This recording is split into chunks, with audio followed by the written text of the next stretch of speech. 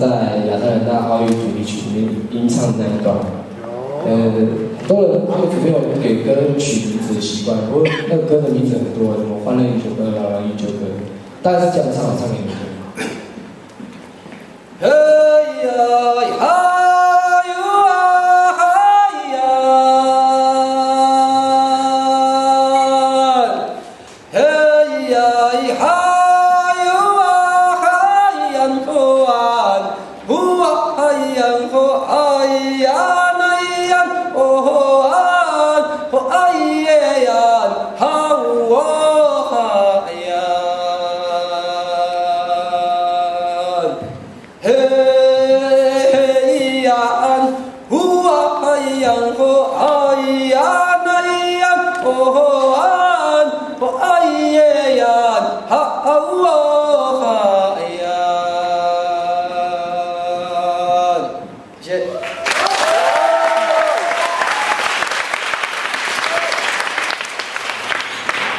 那阵子这首歌很红，尤其是奥运那时候，哇，很多老人家也不晓得，就突然本来聚会的饮酒歌很多嘛，这首歌红了之后，全部的老人家都在唱。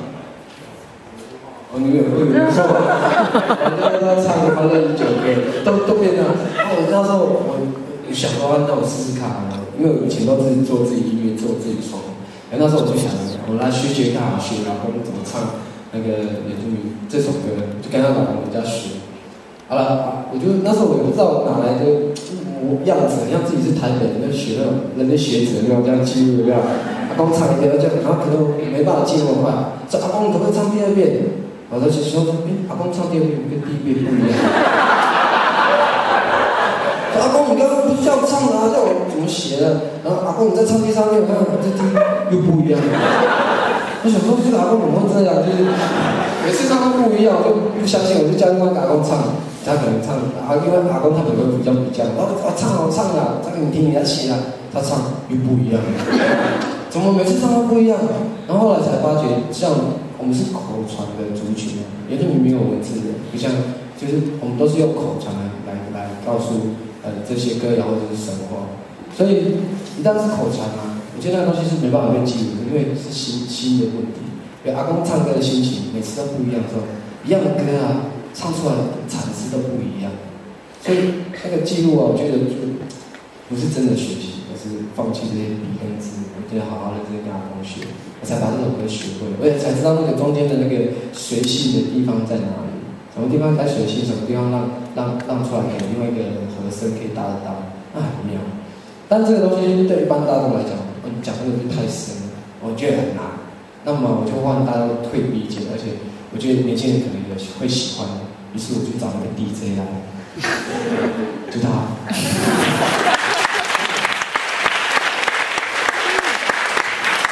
我们来想象一下哦，刚刚那样的一个传统吟唱，然后用 DJ 定义的方式，然后带一点点嘻哈电影跟原住民结合起来，会变怎么样？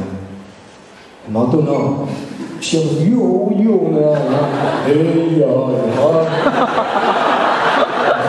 对不对？可是就很好玩，我觉得事情就这样发生了。来，我们来唱这首《欢乐饮酒歌》。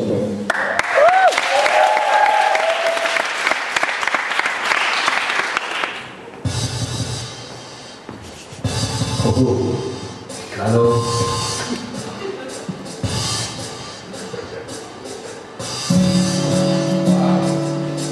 你要有嘻哈的感觉。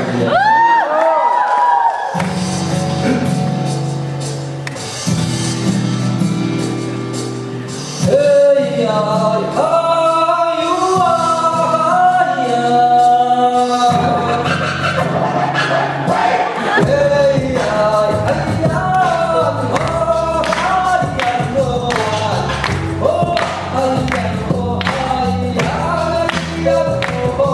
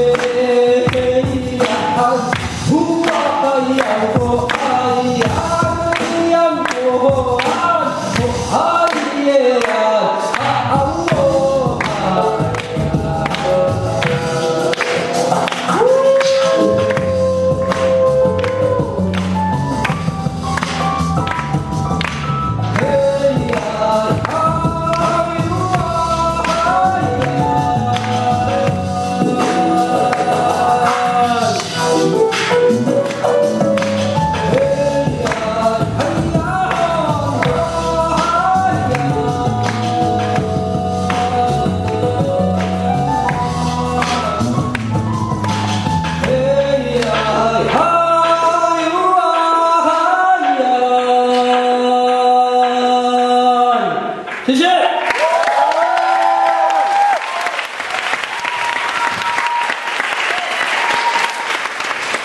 好听吗？好听。会不会很奇怪？不会。有嘻哈吗？有。真正台湾的嘻哈，架杠的台湾嘻哈。好，我觉得很不习惯哎。其实通常 DJ 都没有在这么亮的地方表演过。他们在夜店里面表演，然后要不然我这样好了，我请我部落的年轻人一起跟我表演好不好？好。然后你们